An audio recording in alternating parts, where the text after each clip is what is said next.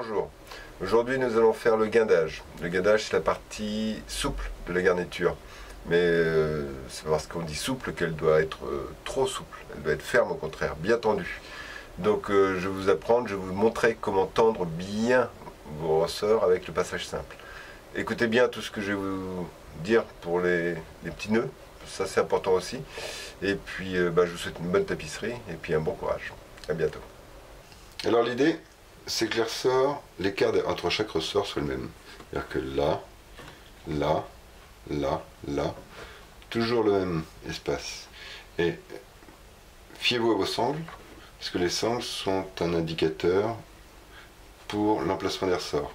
Le nœud de spire, toujours à 45, c'est-à-dire dans les axes du siège, pour pas que les cordes viennent se nouer dessus. Et à l'intérieur de votre garniture, parce qu'à l'extérieur, l'étoile risque de se couper. Donc, vous positionnez bien tous vos ressorts par rapport à votre sanglage, que les écarts soient les mêmes partout. Et il faut un nombre maximum de ressorts, parce que l'assise, elle est partout. Après ça, on va les tracer et les coudre. Là, une fois les ressorts bien en place, je les trace. Alors là, je le fais au marqueur pour que vous ayez un bon visuel. Là. Puis je marque, moi, le nœud du bas. Comme ça, je suis sûr que le ressort, je vais bien le remettre en place. Là, le nœud à 45 degrés. Hop. Et je le trace.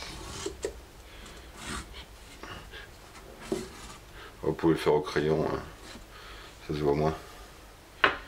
Hop.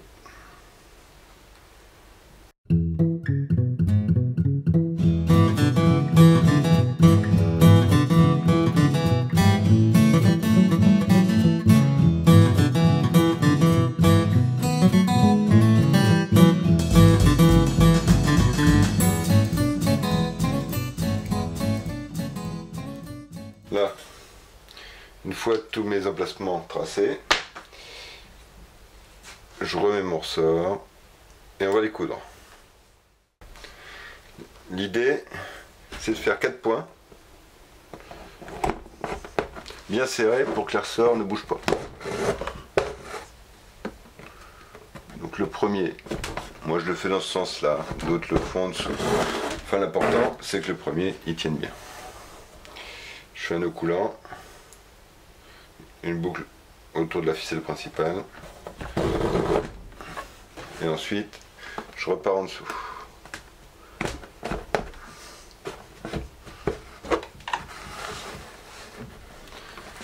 Bien tendu. Un point.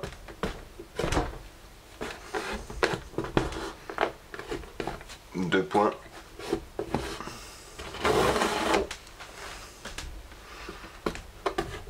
Trois points.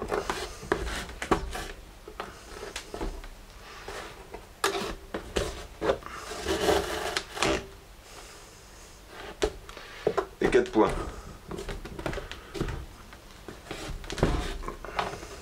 Alors que ce soit qu'on le fasse à l'intérieur ou à l'extérieur, ça change pas. Ça change pas grand chose. L'important, c'est que le point qu'il soit le plus régulier possible et qu'il y en ait bien 4 et surtout bien serré, qu'on puisse pas tourner le ressort. D'accord? Et je continue. Maintenant, je passe à l'autre. Là, je le mets en place et c'est parti. Et comme ça, jusqu'au bout. Alors faites 4 points. Vous voyez, essayez que ce soit à peu près droit. Hein, essayez de suivre le droit fil, que ce soit joli en dessous. L'esthétique, même qui ne se voit pas, est important quand même pour vous. Déjà pour vous, pour savoir que vous avez fait un travail digne de ce nom, un beau joli travail en tout cas.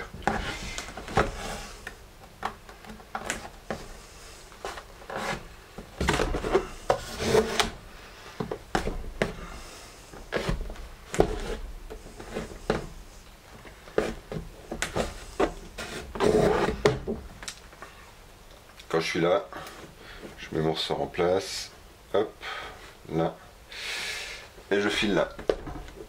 Et je recommence 4 points, toujours.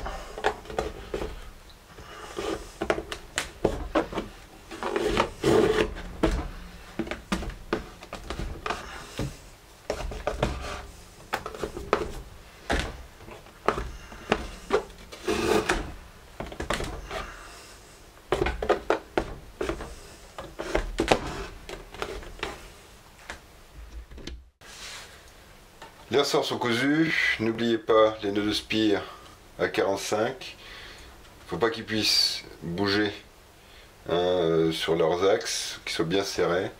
Maintenant on va attaquer le guindage à proprement dit. Alors l'idée du guindage c'est d'être dans les axes des ressorts. Donc je vais commencer par tracer déjà le milieu de ma ceinture. On l'a. Il est évident que je le fais au marqueur pour vous montrer, mais logiquement on doit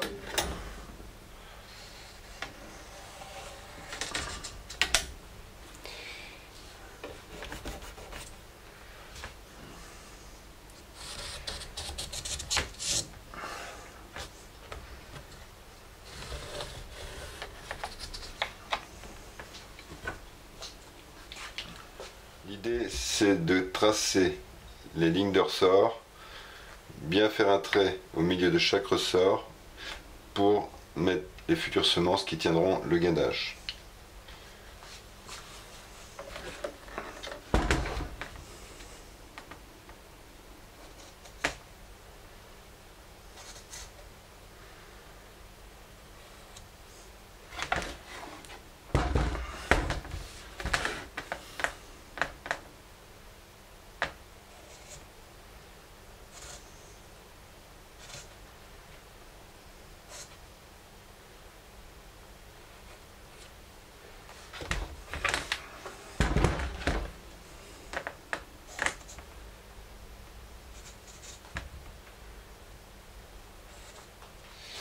Donc là maintenant nous allons mettre en place les semences pour le guindage. Alors, pourquoi mes traits? Justement parce que je mets une semence de chaque côté sur lequel je viendrai fixer mes cordes de guindage.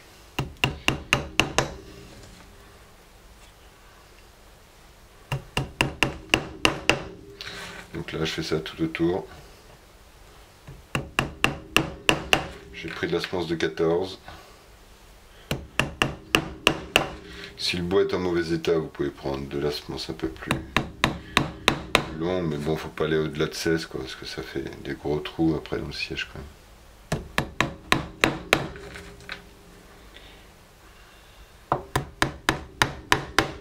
Donc là, on tourne tout autour, tranquillement.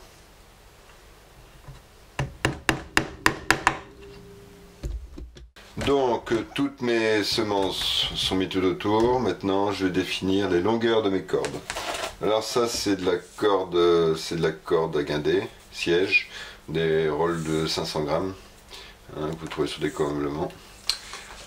Alors pour calculer la longueur, vous faites une fois plus la moitié et vous le multipliez par 2. Voilà. Après, vous coupez et là on va le mettre sur l'arrière.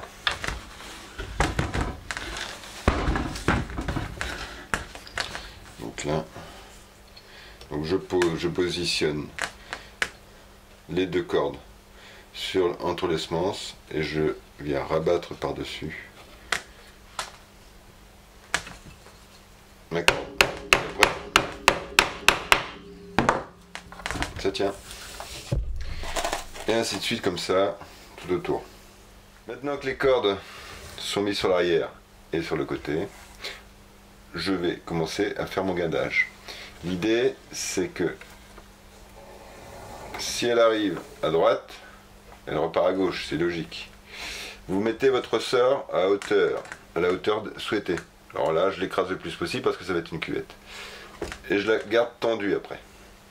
L'idée, c'est que donc si elle est arrivée à droite et repart à gauche, eh bien elle va partir à gauche pour arriver à gauche et repartir à droite. Tout ça, c'est pour une jolie symétrie dans les nœuds après. L'idée, c'est que comme mon ressort, là, celui-là, il a été tendu. Si je maintiens le même écart là que là, eh bien, à ma tension finale, mes ressorts seront droits. Donc là, cette tension-là doit être la même que celle-là. Ma corde, elle est arrivée à gauche, elle est repartie à droite. Elle est repartie à droite pour arriver à droite et repart à gauche.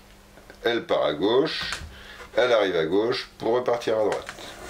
Une fois que mes lacets sont passés, j'ai juste à le tendre raisonnablement, le plus possible là parce que je vais avoir une cuvette. Et je fixe ma semence. Là, j'en profite pour les remettre droit s'il y a besoin. J'appuie et je les remets droit. Je passe au deuxième passage.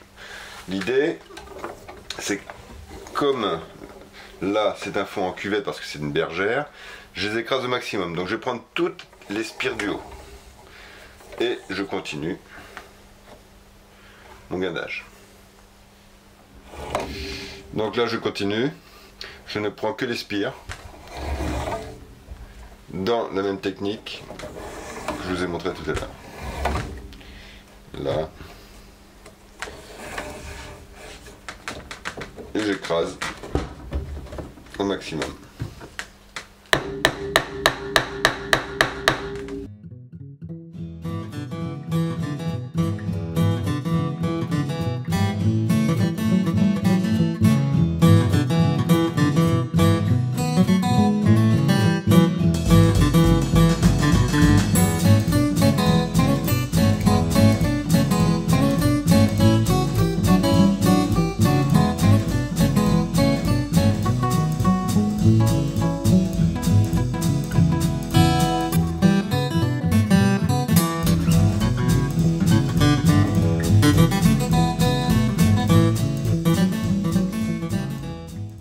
Passages simples sont terminés. Maintenant, je rectifie bien la hauteur de mes ressorts et je les remets bien droit, surtout. Voilà. Une fois que le gainage est comme ça, maintenant on va attaquer le passage noué. Tout ça, tous ces passages simples là servent justement à bien régler les ressorts. Donc toutes les transversales sont faites. Maintenant, on va se faire celle-là. Donc, je prends ma corde. Et là, je prends tout. Tout ce qui me passe sous la main, je le prends. Pratiquement, je dis bien, pratiquement, parce qu'on peut avoir des petites variantes, je vais vous expliquer. Là, je prends la diagonale de mon croisement, je fais une boucle simple, vous voyez, c'est un nœud simple. Je bloque et je serre. Toc. Celle qui part est entre les deux qui arrivent. Oui, entre les deux qui arrivent. Je prends la diagonale du nœud. Je passe par-dessus. Et je reviens entre les deux qui arrivent. Vous voyez, ça vous fait encore un nœud simple. Je le tends. Je bloque, je serre. Toc. Ce croisement-là, je vais y arriver, ce croisement-là, je fais un nœud simple. Là, je suis en train de tout prendre. Là, celle qui part est entre les deux qui arrivent. Toc. Celle qui part, là, est entre les deux qui arrivent. Je passe par-dessus. Je reviens au milieu, je repasse en dessous, je tends, je bloque, je serre. Toc. Ainsi de suite comme ça, jusqu'au bout. Oui, là. L'idée, maintenant, pour ce ressort qui est un peu tout seul. Celle qui part est entre les deux qui arrivent. Je passe par-dessus, je reviens au milieu. Bon, je vous l'ai déjà expliqué, maintenant vous devez pouvoir le faire. Je prends celle qui se croise. Là, oui, on est en train de tout prendre tranquillement pour que le guidage soit vraiment homogène. Là, j'en profite pour mettre mes petites ficelles droites, petite corde droite. Celle qui part est entre les deux qui arrivent. Je passe la diagonale, je reviens au milieu, je tends, je serre. Toc. C'est là la question. Est-ce que si je prends cette corde-là, ça influe sur mon guindage? Moi j'aime bien parce que ça m'aplatit encore un petit peu celui-là. Donc cette corde-là, je la prends. Hop. Toc, je la serre bien fort. Celle-là maintenant, je me pose la question, est-ce que... Non, là par contre, là il y a une trop grande influence. Donc je la laisse en dessous, je la prends pas, mais je ne prends que celle de dessus. Là je fais un passage simple. C'est une boucle. Je fais une boucle dans mon passage simple. Je le tends, je fixe. Et je continue comme ça, ainsi de suite, jusqu'au bout. La petite astuce du jour. Oh mince, j'ai coupé trop court ma ficelle, donc je fais un nœud plat. Alors le nœud plat, c'est quoi? C'est une boucle simple, regardez bien, une boucle simple. Et c'est une autre boucle simple inversée. Tout simplement. Voilà, et vous voyez, ça fait deux boucles qui s'enchevêtrent l'une dans l'autre, et plus on l'attend, plus elle se serre. Donc un raccord de guindage, ça se fait en nœud plat. Donc, une fois que mon nœud plat est fait, je peux le couper juste de toute façon, parce que plus il va se tendre, plus il va se serrer, hein, et plus il sera costaud. Et là, celle qui part est entre les deux qui arrivent. Hop, toc, mon nœud plat est là, il ne bougera plus. Et je continue gentiment à finir mon guindage. Alors on pourrait penser que le guindage est terminé. Eh bien non, parce que moi, quand il y a trop d'espace comme ça me plaît pas. Alors, je prends une ficelle, ce qu'on appelle un intermédiaire, et on va venir la mettre pour combler un peu cet espace-là. On peut l'envisager là, mais là, bon, ça va, c'est pas il n'y a pas trop d'espace, mais là, quand même, c'est important. Et donc, pour faire un intermédiaire, c'est un passage simple, noué. Hop, toc. Là, pareil. Est-ce que je décide de prendre celle-là? Est-ce que ça influe sur mon guindage? Pas trop. Allez, hop, je prends tout.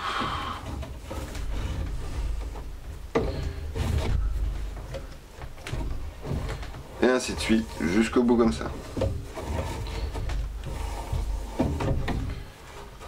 On peut compliquer encore après, hein. C'est-à-dire que là, bon, la nécessité ne s'impose pas dans le sens où c'est une garniture en cuvette que je vais faire là, sur ce siège. Mais on peut faire aussi des dents de scie, ce qu'on appelle les dents de scie. C'est-à-dire que c'est un passage de corde qui retient leur ressort vraiment pour éviter qu'ils partent sur l'arrière. Là, avec la cuvette, ça va pas être le problème dans le sens où il y aura un coussin après, hein. Donc ce coussin fera vraiment office de fond. La cuvette n'est là que pour éviter au coussin de partir. Donc là, j'arrive, je fais pas qu'un passage simple, hein. Je fais un passage double au niveau de mes semences, comme ça, je le mets comme ça et comme ça, voilà. Toujours doucement. Donc là, le gainage est terminé. N'oubliez pas de bien centrer vos ressorts, de prendre vos repères par rapport à vos semences. Le gainage simple, après le gainage noué, celle qui part est entre les deux qui arrivent, pour avoir une belle symétrie dans votre gainage et surtout que les nœuds tiennent bien le passage simple en dessous. C'est avec le passage simple qu'on règle les hauteurs, avec le passage noué qu'on les fixe définitivement. Maintenant la prochaine étape c'est la mise en crin, l'étoile, le fond en plot en fin de compte, et ce qui n'est pas facile une plot parce que ça paraît tout simple comme ça, mais il faut qu'elle soit tendue. A bientôt, au revoir.